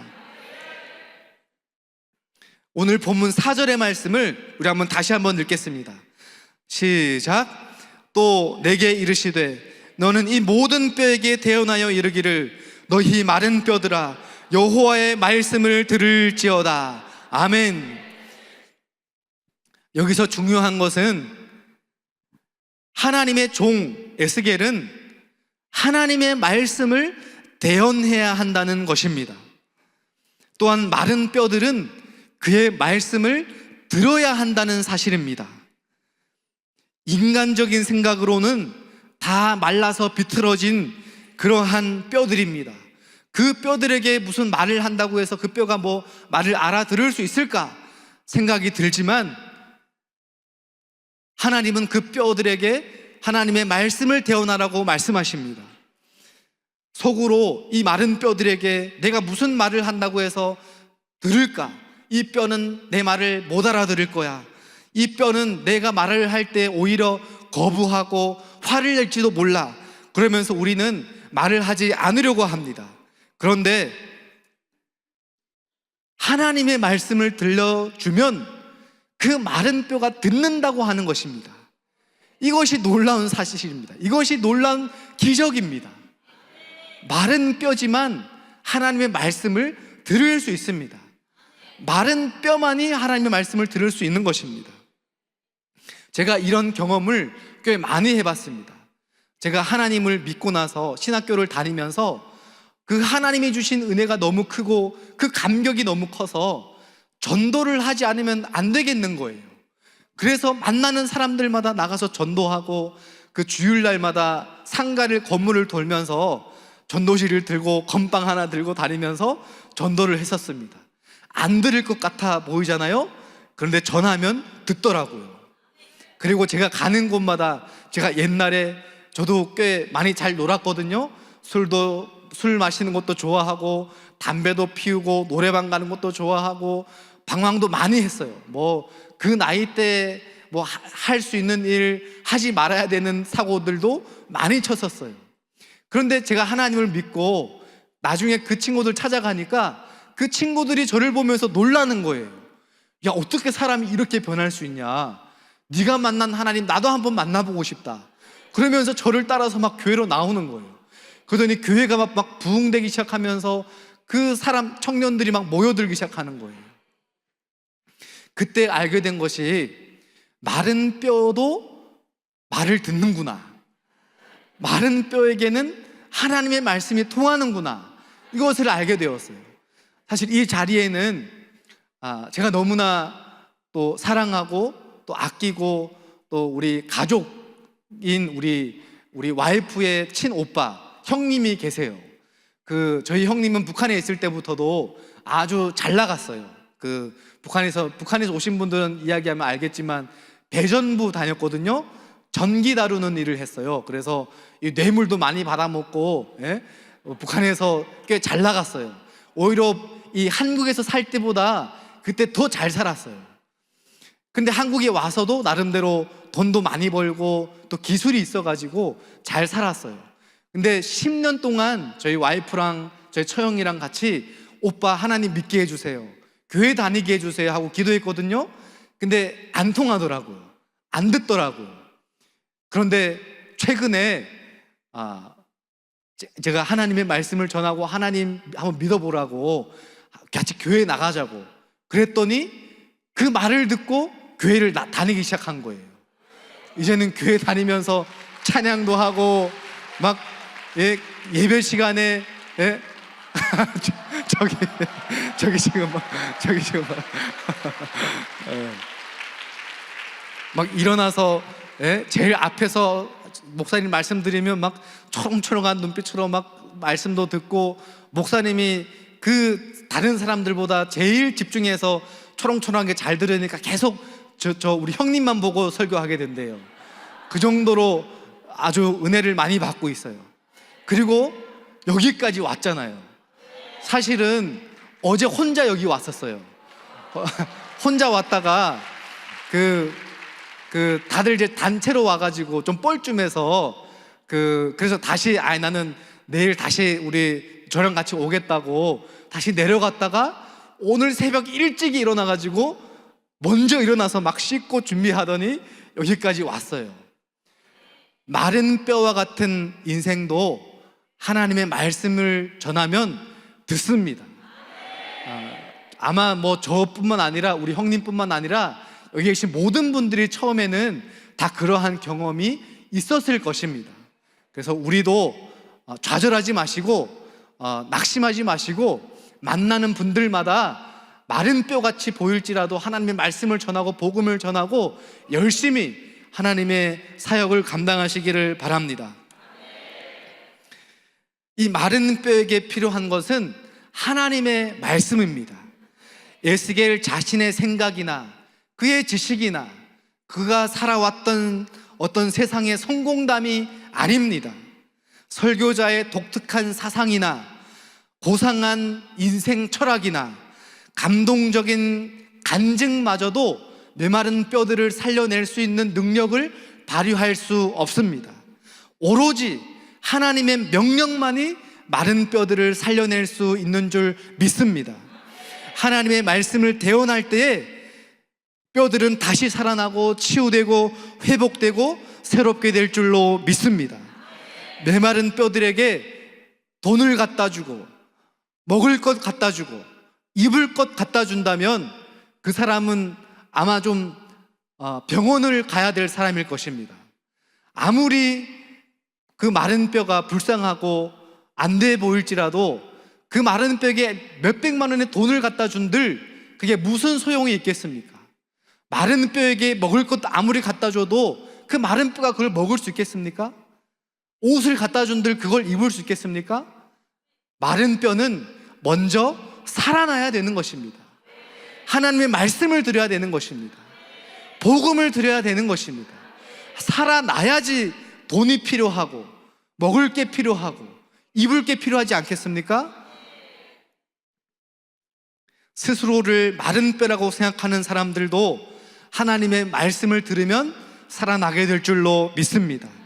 자신이 아무리 구겨진 휴지 조각 같은 존재처럼 느껴질지라도 그렇게 자존감이 무너지고 모든 소망이 없어지고 절망 가운데 있을지라도 하나님의 말씀을 들으면 자존감이 회복되고 다시 치유되고 살아나게 될 줄로 믿습니다. 아무리 주머니에 쑤셔 놓은 휴지 조각처럼 누렇게 바라지고 다 사가버린 그러한 인생일지라도 하나님 안으로 들어오면 다시 새롭게 될 줄로 믿습니다. 전혀 새로운 존재로 거듭나게 될 줄로 믿습니다. 하나님의 말씀은 무생물과 같은 사람들에게도 통합니다. 무생물보다 더 무감동한 마른 뼈들에게 호령할 수 있는 분은 바로 하나님밖에 없는 줄로 믿습니다. 하나님의 말씀만이 그 메마른 뼈들에게 명령하고 호령하고 그들을 살려낼 수 있는 것입니다. 성경은 이렇게 이야기합니다. 하나님의 말씀은 살아있고 운동력이 있어 좌우의 날선 어떤 검보다도 더 예리하여 우리의 혼과 영과 및 관절과 골수를 찔러 쪼개는 하나님의 말씀이라고 말씀하고 있는 것입니다. 하나님의 말씀에는 능력이 있습니다. 하나님의 말씀에는 생명이 있습니다. 하나님의 말씀에는 구원이 있습니다. 그 말씀을 붙잡기를 소망합니다. 그 말씀이 우리 마음 가운데, 우리의 삶의 자리 가운데 임한다면 그 어떤 세상도 두렵지 않게 되는 것입니다. 예수님은 단순히 먹고 사는 문제를 내가 해결했다, 내가 돈을 더 벌게 많이 해주겠다, 이렇게 말씀하시지 않았습니다. 예수님은 내가 세상을 이겼다고 말씀하셨습니다. 세상을 이기신 예수님이 우리와 함께 하신다면 그까짓 먹고 사는 문제가 무슨 문제가 되겠습니까? 예수님을 붙잡기를 소망합니다. 예수님 안에 거하시기를 소망합니다. 예수님 안에서 이 세상에서부터 천국을 누리면서 나중에 우리가 이 세상을 떠날 때는 더 완벽한 천국을 누리는 저와 여러분들 되시기를 바랍니다. 마태복음 5장 25절에 보면 죽은 자들이 하나님의 아들의 음성을 들을 때가 오나니 곧 이때라. 듣는 자는 살아나리라. 듣는 자는 살아나리라. 예수님께서 그렇게 말씀하신 것입니다. 요한복음 6장 63절에 보면 살리는 것은 육이니 영이니, 다시 할게요. 살리는 것은 영이니 육은 무익하니라. 내가 너희에게 이른 말이 영이요 생명이라. 아멘. 영이요 생명 되시는 그 하나님의 말씀이 우리 삶의 자리 가운데 임하기를 간절히 소망합니다. 자, 이제 그러면 하나님께서 에스겔 선지자에게 선포하실 말씀, 그 말씀이 무엇인지를 우리 5절의 말씀을 통해서 함께 살펴보겠습니다. 우리 화면 5절 말씀 함께 보면서 읽겠습니다. 시작. 주 여호와여, 이 뼈들에게 이같이 말씀하시기를 내가 생기를 너희에게 들어가게 하리니 너희가 살아나리라. 아멘. 하나님은 내가 저 마른 뼈들을 살아나게 할 것이라고 말씀하십니다. 하나님이 생기를 저들에게 들려보내서 저들을 살려낼 것이라고 말씀하십니다. 하나님의 생기가 드러나갈 때에 죽은 뼈도 살아나는 역사가 일어나게 될 줄로 믿습니다. 여기서 생기라고 하는 것은 호흡, 숨, 바람이라는 것입니다. 다른 말로 하면 이것은 성령 하나님인 것입니다. 원래 사람은 하나님의 생기, 즉 하나님의 숨결로 살아가도록 만들어진 존재입니다. 창세기 2장에 보면 하나님은 땅의 흙으로 사람의 모양을 지으셨습니다. 그리고 마지막으로 하나님께서 그 사람의 모양, 그 코에다가 하나님의 호흡, 하나님의 숨결을 불어 넣었더니 그때 비로소 생명이 된지라, 즉 살아있는 사람이 된 것입니다. 사람은 하나님의 호흡으로 살아가는 존재입니다. 사람은 하나님의 영으로 살아가는 존재입니다. 사람은 하나님의 성령으로 살아가는 존재인 것입니다. 하나님은 오늘 본문에서 이 말씀이, 이 사람이 마른 뼈가 된 것은 생기를 잃어버렸기 때문이라고 말씀하고 있습니다. 살이 없어서 죽은 것이 아닙니다. 가죽이 없어서 죽은 것도 아닙니다. 힘줄이 없어서 죽은 것이 아닙니다. 생기가 없어서 죽은 것입니다. 우리가 지금 고독하고 우울하고 지치고 침체에 빠진 이유는 다른 데 있는 것이 아닙니다. 저는 잘은 모르지만 한국 교회가 위기라고 말합니다. 한국 교회가 쇠퇴되고 침체되고 정체되고 있다고 말합니다. 그것은 다른 데 이유가 있는 것이 아닙니다. 우리나라와 민족이 고난당하고 실현당하는 것은 정치적인 문제이기 전에, 경제적인 문제이기 전에, 외교적인 문제이기 전에 이것은 생기의 문제인 줄로 믿습니다. 이 모든 이유들을 우리는 다른 외적인 것으로부터 찾으면 안 됩니다. 외적인 것으로 해결하려 하면 안 되는 것입니다. 개인이든 교회이든 국가이든 그들이 쇠퇴하고 죽어가는 이유는 바로 하나님의 생기를 잃어버렸기 때문에 그런 것입니다. 하나님의 생기가 다시 들어가면 살아나게 되는 것입니다. 다시 부흥하게 되는 것입니다. 다시 발전하게 되는 것입니다. 다시 성장하게 되는 것입니다. 하나님의 생기가 들어가면 부흥의 역사가 다시 일어나게 되는 것입니다. 이것이 하나님의 능력이요, 이것이 하나님의 역사인 줄로 믿습니다. 자꾸 다른 것으로 채우려고 하지 마십시오. 다른 노력으로 해결하려고 하지 마십시오. 하나님의 생기를 구하시기를 바랍니다. 생기를 사모하시기를 바랍니다. 하나님의 생기로 살아가시기를 바랍니다. 아무리 말라 비틀어지고 깨어지고 부서지고 구겨진 인생이라 할지라도 하나님의 생기가 들어가면 다시 살아나게 될 줄로 믿습니다. 살다 보면, 물론 저는 여러분들보다 많이 살지는 못했어요. 그러나 요즘 보니까 저희 아이들이 3명이 있거든요. 첫째가 아들, 둘째가 아들, 셋째가 아들이에요. 네? 11살, 9살, 이제 6살 됐는데요. 이 아이들이라고 문제가 없을까요? 문제가 있어요.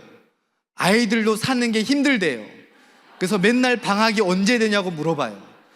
학교 가기 싫다고, 공부하기 싫다고. 아이들만 어려운 것이 아니고 어른들도 어렵고 북한 사람도 어렵고 남한 사람도 어렵고 온 세상 사람들이 다 어렵습니다.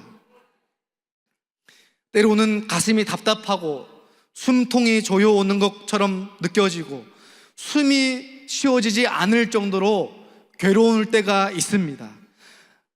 사면초가 그 어디에도 내 문제를 해결할 수 없고 내 스스로도 어떻게 감당할 수 없는 그러한 구렁텅이에 빠지는 순간이 있을 때가 있습니다. 그럴 때 기도하시기를 바랍니다. 하나님, 저에게 생기를 불어넣어 주시옵소서. 성령을 주시옵소서. 하늘의 생기로 호흡하며 살아가게 하여 주시옵소서.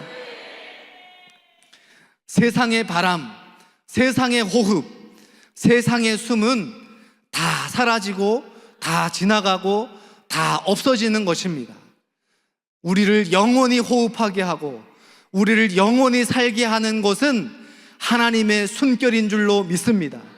하나님의 영, 하나님의 그 생명, 그 생명이 임할 때에 우리는 이 세상에서뿐만 아니라 저 세상에서도 영원히 호흡하며 살아가게 될 줄로 믿습니다. 여러분, 복음이 무엇입니까? 복음. 우리가 복음을 많이 이야기하는데 복음이 무엇입니까? 복음은 바로 생기가 들어가리니 너희가 살아나리라. 이것이 복음인 것입니다. 다 죽어서 메말라 비틀어지고 소망이 없고 희망이 없고 좌절과 절망 가운데 있는 그 뼈다구 같은 인생이라 할지라도 다시 살아나게 하는, 다시 살 수 있다고 하는 그 소식이 바로 복음인 것입니다. 아멘.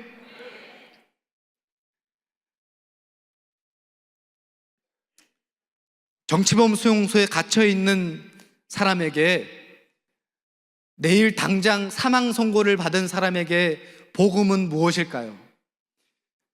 그것은 부자 되게 해주겠다, 내 자녀가 앞으로 성공하게 해주겠다, 좋은 집에 살게 해주겠다, 외제차를 타게 해주겠다, 이것이 복음일까요?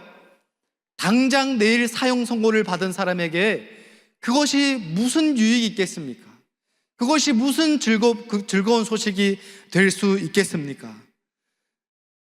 그 사람에게 진짜 즐거운 소식, 진짜 복음은 너는 이제 석방이다, 너는 이제 살아날 것이다, 너는 이제 자유의 몸이다, 이것이 그에게는 복음이 아니겠습니까?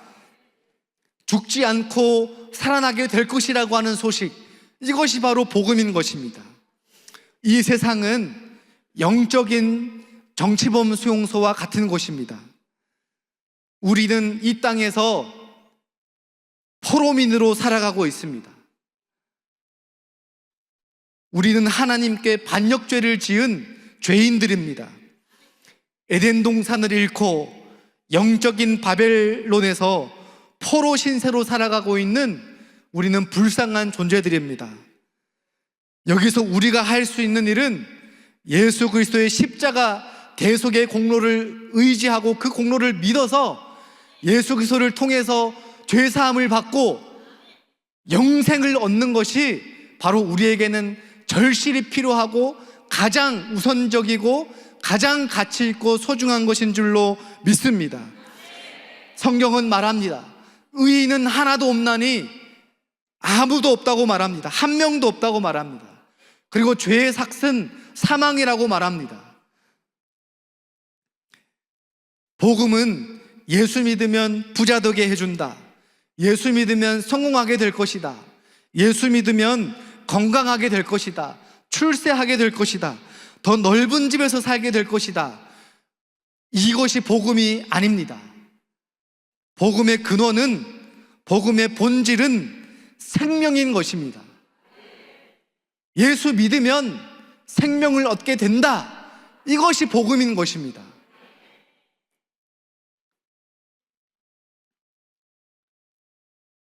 그러면 나머지 우리가 먹고 사는 문제는 어떻게 되냐? 그것은 하나님이 축복으로 주시는 것입니다. 하나님이 자기 자녀들에게, 자기 백성에게 하나님께서 그 자녀들을 먹이시고 입히시고 그 인생을 책임져 주는 것입니다. 우리가 우리 인생 책임지는 것이 더 나을까요? 하나님이 우리 인생 책임져 주는 것이 더 나을까요? 네, 우리가 우리 능력으로 우리의 인생을 책임지면 우리 능력만큼밖에 살 수 없습니다. 그러나 하나님의 능력으로 우리가 살아간다면 우리는 하나님만큼, 하나님의 능력만큼 살 수 있게 되는 것입니다. 이것은 북한말로 하면 수지 맞는 장사인 것입니다. 손해가 아니에요. 하나님이 있는지 없는지, 있는 것 같기도 하고 없는 것 같기도 하고, 에이 모르겠다, 난 안 믿겠다, 이렇게 하는 것은 손해인 것입니다. 진짜 하나님이 있으면 어떡하겠어요? 하나님은 살아 계십니다. 그래서 하나님 믿으시기를 바랍니다. 이제부터는 내 인생은 하나님의 손에 달려있다. 하나님이 공중에 나는 새도 먹이시고 들에 있는 꽃도 입히시고 오늘 있다가 내일 아궁이에 던져지는 들풀도 먹이시는데 하물며 내 인생 책임져 주지 않으실까? 그 믿음을 가지고 살아가시기를 바랍니다. 그러면 하나님께서 우리를 굶기지 않으십니다. 세상이 감당할 수 없는 하나님의 자녀들로, 하나님의 백성들로 다 세워주실 줄로 믿습니다. 그런 의미에서 기독교는 구제의 종교가 아닙니다. 기독교는 복지의 종교가 아닙니다. 기독교는 심리 상담하는 종교가 아닙니다. 기독교는 말씀의 종교입니다. 기독교는 복음의 종교인 것입니다. 기독교는 구원의 종교입니다. 기독교는 생명의 종교이고 영생의 종교인 것입니다. 그 어떤 종교도, 그 어떤 위인들도 내가 곧 길이요 진리요 생명이다, 나를 믿으면 영생을 얻게 될 것이다, 이렇게 이야기한 사람이 없어요. 오직 우리가 믿는 예수 그리스도만이 내가 길이다, 내가 생명이다, 나를 믿으면 하나님 나라로 올 수 있다, 하나님의 자녀가 될 수 있다, 이렇게 이야기한 분은 바로 예수님밖에 없는 거예요. 그래서 우리는 예수님을 믿고 예수님을 따르는 것이에요. 예수님 외에는 다른 길이 없어요. 예수님 외에는 하나님이 구원을 주실 수 있는 다른 이름을 우리에게 주신 일이 없다고 말씀하셨습니다. 그 말씀 붙잡고 이 땅에서부터 영생을 누리며 천국을 누리는 저 여러분들 되시기를 바랍니다. 이 자리에는 남한분들도 계시고 또 외국에서 오신 분들도 계시고 또 특별히 북한에서 탈북해서 오신 분들도 계신 줄로 알고 있습니다. 우리 탈북민들은 하나님께서 우리를 이 땅에 잘 먹고 잘 살게 하기 위해서 불러주신 것이 아닙니다. 남한 사회에 잘 정착해서 혼자 잘 먹고 잘 살게 하기 위해서 부르신 것이 아닙니다. 하나님은 이 땅에서 우리에게 하나님의 생기가 들어가도록 불러주신 것입니다. 하나님을 믿고 하나님의 자녀로 살아가도록 우리를 불러주신 것입니다. 이스라엘 백성들이 출애굽을 한 이유는, 하나님께서 이스라엘 백성들을 출애굽시켜 주신 이유는 하나님을 예배하는 백성으로 세워주시기 위해서 그렇게 출애굽을 시켜주신 줄로 믿습니다. 우리도 이 땅에서 단순히 개인의 성공과 성취만을 위해 살아가는 것이 아니라 하나님을 온전히 믿고 온전한 예배를 회복하여서 하나님의 자녀로, 하나님의 거룩하고 하나님의 정결하고 존귀하고 존엄한 그런 하나님의 백성들로 살아가게 될 줄로 믿습니다. 그렇게 하실 때에 하나님이 저와 여러분들을 통해서 이 대한민국의 복음 통일의 마중물로 사용하여 주시고 복음 통일의 일꾼들로 다 귀하게 사용하여 주실 줄로 믿습니다. 우리 다 함께 본문 말씀 7절에서 8절 사이 말씀을 우리 함께 읽겠습니다. 시작. 이에 내가 명령을 따라 대언하였니 대언할 때에 소리가 나고 움직이며 이 뼈 저 뼈가 들어맞아 뼈들이 서로 연결되더라. 내가 또 보니 그 뼈에 힘줄이 생기고 살이 오르며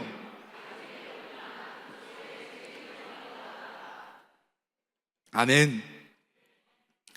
하나님의 말씀을 듣고 뼈들이 살아날 때 나타내는 내적이고 외적인 현상들이 있습니다. 첫 번째는 소리가 나는 것입니다.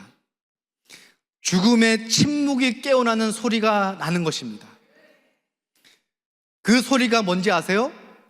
뼈들이 살아날 때 나는 소리, 그 소리는 바로 아멘, 할렐루야, 예수님이 왕이십니다, 예수님이 나의 주인 되십니다, 감사합니다, 주님이 나의 왕이십니다, 사는 것이 은혜입니다. 이런 고백이, 이런 소리가 나는 것입니다.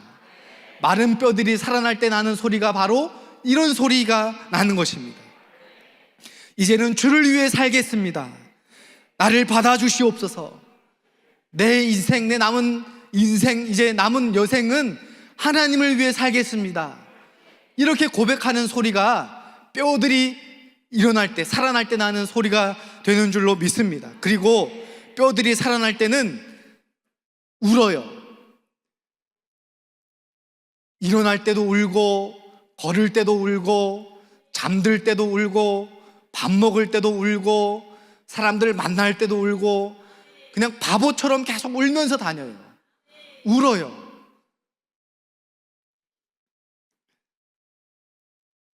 제가 한국에 와서 방황을 많이 하다가 하나님의 부르심을 받고 장신대, 신대원 들어가서 공부할 때였습니다. 신대원 들어가서 공부하니까 공부가 너무 어려운 거예요. 처음 신학을 공부하니까. 그래서 그때 하나님께 기도했던 것이 있어요. 하나님, 한국에는 교회도 많고 목사님들도 이렇게 많은데 왜 하필 저까지 또 목사님 하라고 신학교 부르시고 이렇게 고생시킵니까? 그렇게 하나님께 부르짖었던 적이 있습니다. 그리고 저는 앞으로 무엇을 위해서, 어떤 사역을 하면서 살아야 될까요? 하고 물었던 적이 있습니다. 그럴 때 하나님은 전혀 예상치 못하는 답을 저에게 주셨습니다. 그것은 하나님께서 저에게 너는 내 전부다, 너는 내 전부라고 말씀하셨어요. 저는 처음에 잘못 들은 줄 알았어요. 어떻게 저 같은 사람이, 저같이 비천하고 가진 것 없고 배우지 못하고 이렇게 인맥도 없고 뭐 하나 내세울 곳 없는 탈북자를 하나님이 전부라고 하실 수 있을까? 혹시 내가 잘못 들은 건 아닐까? 그렇게 하나님께 다시 물었어요. 하나님, 제가 하나님께 전부라고요? 그럴 때 하나님은 다시 한번 그래, 너는 나의 전부다, 이렇게 말씀하셨어요. 왜냐하면 내가 너를 위해서 내 하나밖에 없는 독생자 아들을 죽이지 않았냐? 내 아들을 죽일 만큼 내가 너를 사랑하고 너는 내가 너무나 소중하고 감사하고 나는 너를 전부로 여기고 있다. 하나님께서 그렇게 저에게 말씀하셨어요. 그동안 저는 세상에서 살면서 너는 못났다, 너는 사고뭉치다, 너는 문제하다, 너는 세상에 태어나지 말았어야 했다, 이런 이야기들을 주로 듣고 살았었습니다. 근데 처음으로 하나님께서 저를 너는 나의 전부라고 말씀하셨어요. 얼마나 감사하고 얼마나 감격스럽고 얼마나 몸둘 바를 모르겠는지, 얼마나 많이 울었는지 몰라요. 3-4시간 동안 그 자리에서 펑펑 울고, 그리고 그냥 뭐 걸어 다닐 때도 울고, 어디 사람 만날 때도 울고, 와이프랑 막 얘기하다가도 갑자기 막 붙받쳐서 울고, 정말 많이 울었어요. 또 한참 제가 신학교를 공부하다가 신학을 공부하다 보니까 제 자신이 보이기 시작했어요. 원래 하나님을 안다는 것은, 신학을 공부한다는 것은 하나님을 아는 것이고 나를 아는 것이라고 누가 얘기했거든요. 하나님을 알게 되는 것만큼 저를 알게 되는 거예요. 제 자신의 모습을 보니까 너무나 아픈 거예요. 그동안 다 해결되고 다 치유되었다고 생각해왔던 상처와 아픔들이 제 마음 가운데 여전히 잠재되어 있더라고요.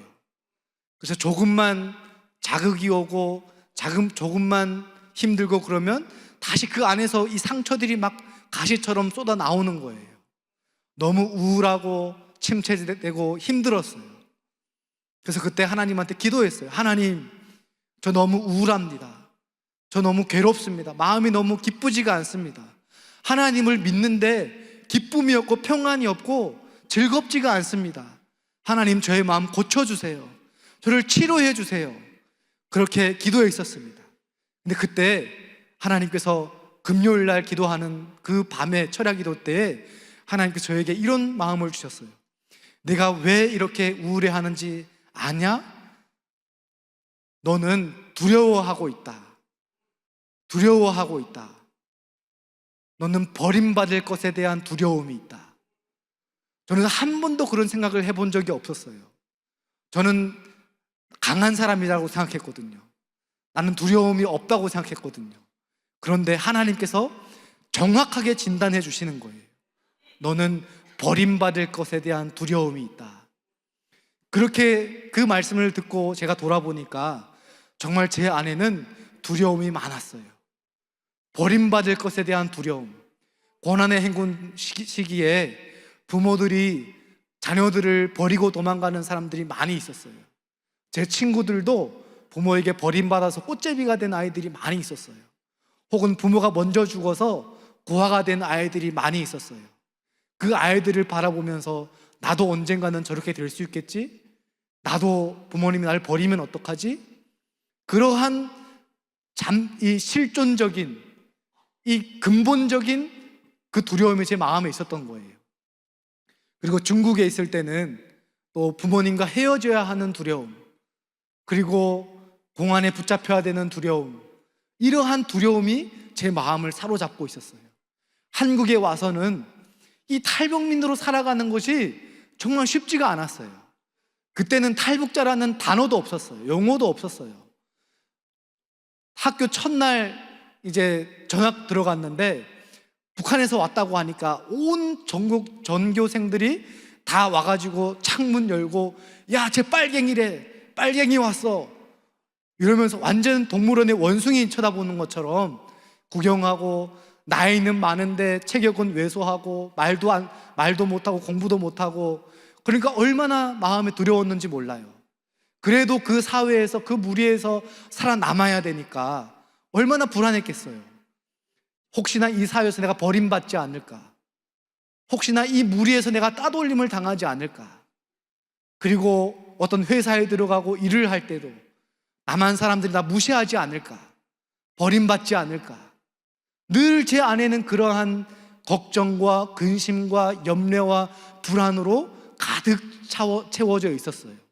근데 하나님께서 그것을 진단해 주시는 거예요. 내 안에는 버림받을 것에 대한 두려움이 있다. 그러면서 하나님께서 이렇게 저에게 말씀해 주셨어요. 온 세상 사람들이 너를 버려도 나는 너를 버리지 않을 것이다. 온 세상 사람들이 너를 버려도 나는 너를 끝까지 책임져 줄 것이다. 너는 나의 전부다. 너는 나의 아들이다. 너는 나를 믿어라. 그 음성을 듣고 얼마나 감격했는지 몰라요. 또 막 아파서 울고, 슬퍼서 울고, 감사해서 울고, 그냥 그 밤새 동안 거의 떼굴떼굴 구르면서 통곡하면서 울었던 적이 있어요. 신대원을 졸업할 때쯤에 또 마음이 많이 불안했어요.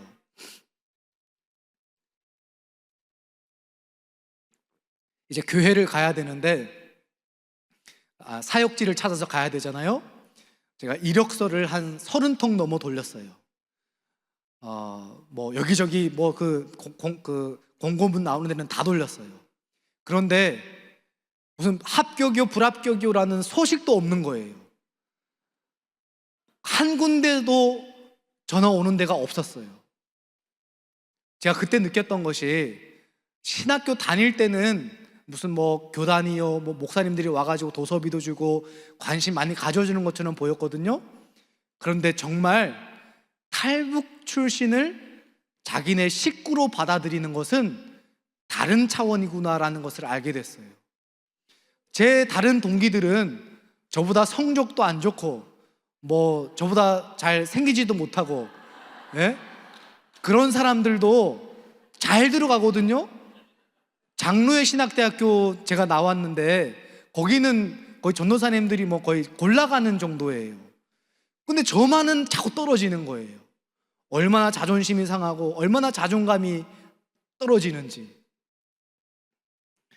그때 이제 우연하게 미국에 있는 그 미국 달라스의 YM 선교 훈련원이라는 곳에 한 일주일 정도 가게 됐어요.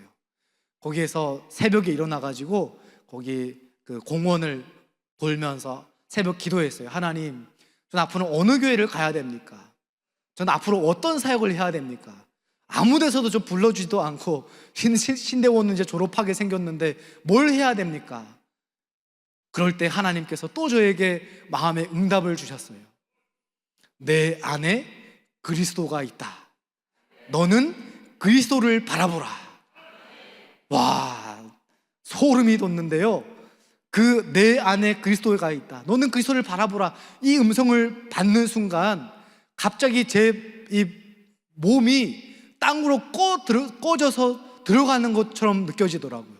순간 무릎이 꿇혀지면서 내 안에 그리스도가 있다니, 이렇게 더럽고 추악하고 이 죄가 많은 내 안에 정결하고 거룩하신 예수님이 내 안에 있다니, 그것만으로도 너무 감사하고 감격하고 눈물이 막 나는 거예요.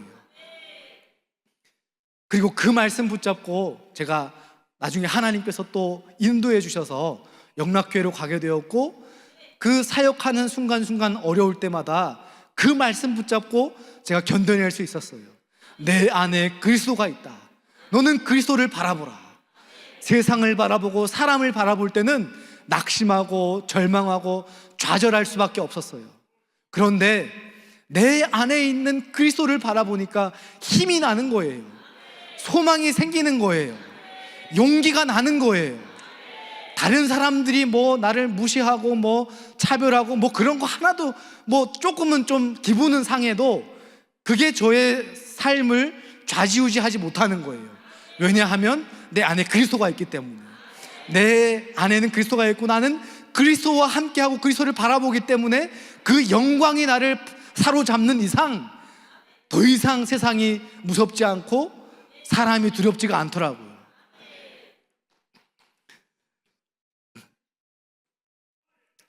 그런데 지금 돌아보면 하나님께 참 죄송하고 또 부끄러운 것이 있습니다.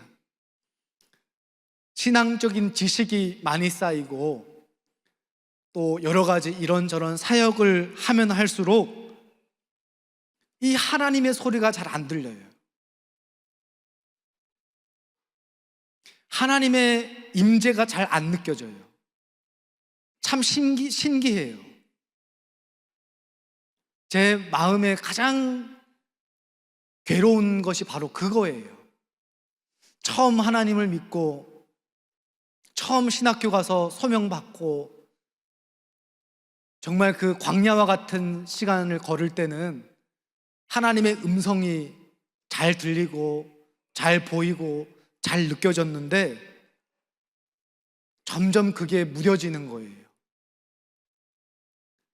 제가 이 안경을 처음 썼던 날을 기억하거든요.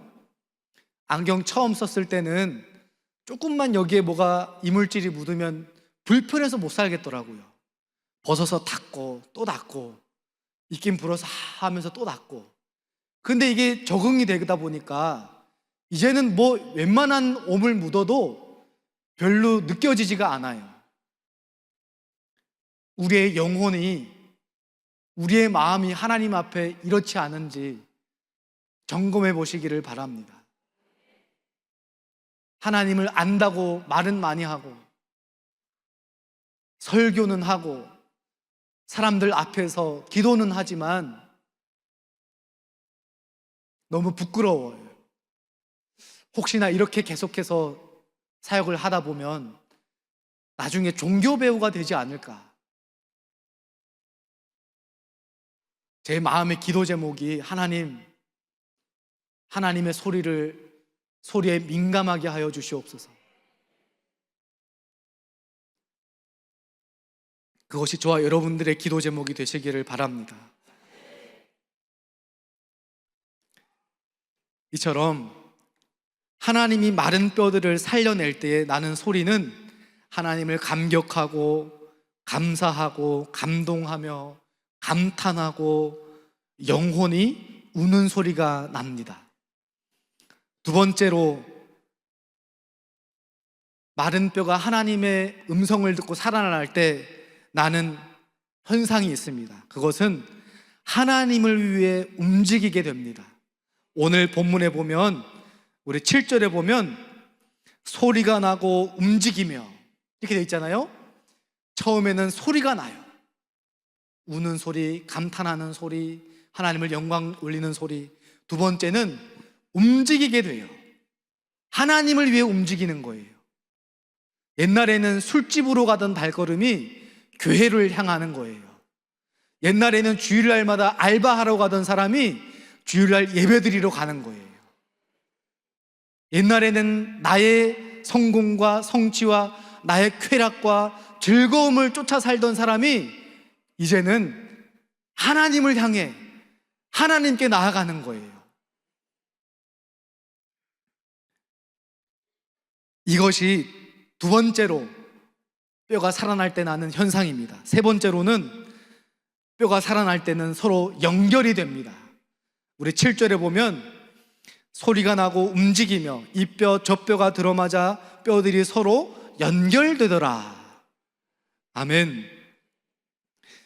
그동안은 자기 자신의 성공과 자기 자신의 유익을 위해 움직이며 살았지만 이제는 하나님을 위해 움직이면서 하나님께 연결이 접붙임이 되는 거예요. 포도나무에 가지가 접붙임을 받듯이 연결이 되는 거예요. 우리 중에는 하나님은 믿지만 교회는 안 다니겠다고 하는 분들이 아마 계실지도 모르겠습니다. 그런 사람들 보고 가난한 성도라고 하잖아요. 그것은 교만한 생각입니다. 하나님은 늘 개인을 살리시지만 몸 안에다가 두십니다. 생기는 몸에 임하는 것이지 파편에 임하는 것이 아닙니다. 연결은 단순한 만남이 아니라 정체성의 회복인 것입니다. 공동체와 연결될 때에 그 속에서 나는 쓸모없는 존재가 아니라 필요한 존재라는 사실을 그 안에서 깨닫게 되고 자신의 자리를 찾아가게 되는 것입니다. 그러나 뼈가 연결될 때는 부딪히는 소리, 마찰되고 아픔이 생기고 불편할 수도 있습니다. 그러니까 그것은 자연적인 현상입니다. 교회를 다닐 때 사람들과의 관계 속에서 신앙생활을 하다 보면 서로 부딪히고 막 이 불편할 순간들이 있습니다. 그러나 그것은 이 비정상적인 것이 아니라 뼈와 뼈들이 맞아서 하나의 몸을 이루다 보면 그건 당연히 그렇게 되는 것입니다. 그렇기 때문에 여러분들 혹시나 교회를 안 다니고 계시는 분들이 계시다면 이 기회를 들어서 꼭 교회를 다니시면서 그 몸, 하나님의 지체, 예수님의 몸에 접붙임을 받으시기를 바랍니다. 9절 말씀 보겠습니다. 9절 말씀, 또 내게 이르시되 인자야 너는 생기를 향하여 대언하라. 생기에 대언하여 이르기를 주 여호와께서 이같이 말씀하시기를 생기야 사방에서부터 와서 이 죽음을 당한 자에게 불어서 살아나게 하라. 아멘. 하나님의 생기가 마른 뼈와 같은 우리의 심령 가운데도 충만하게 불어와서 우리를 다시 살려주시는 줄로 믿습니다. 앙상한 뼈에 힘줄이 생기고 살이 오르고 가죽이 덮여지는 역사가 일어나기를 바랍니다. 시들어가고 메말라가는 우리 삶에 다시 한번 소망이 생기고 비전이 생기고 사명이 회복되기를 간절히 소망합니다. 부흥이란 것은 죽어있던 하나님의 백성들이 생기를 받아서 소리를 내어 움직이며 서로 연결되어서 큰 군대가 되는 것입니다. 다시 한번 뭐라고요?